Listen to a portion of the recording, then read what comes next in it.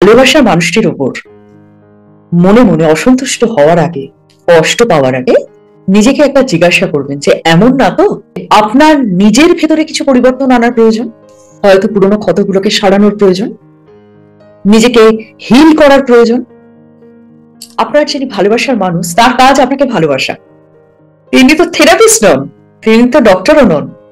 আপনার ভেতরে যে অদৃশ্য ক্ষতগুলো রয়েছে, যে ক্ষতগুলো হয়তো কিছু কিছু বিষিয়ে গেছে, সেগুলোকে সারানো তার ক্ষমতার বাইরে। সেই এক্সপেকটেশন যদি আপনার ভালোবাসার মানুষটার কাছে রয়ে যায়, এটাই সব থেকে বড় ভুল।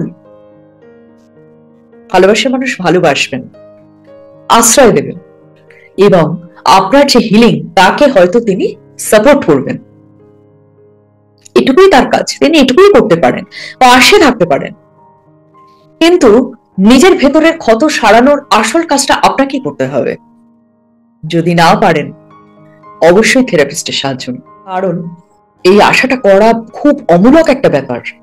নিজের ভেঙে যাওয়ার হৃদয়কে ভালোবাসার মানুষের হাতে তুলে দিয়ে এটাকে আশা করা যে তিনি সেই ভাঙা হৃদয়কে জোড়া লাগিয়ে আবার আপনাকে ফিরিয়ে দেবেন, এটা হয় না, এটা সম্ভব নয়।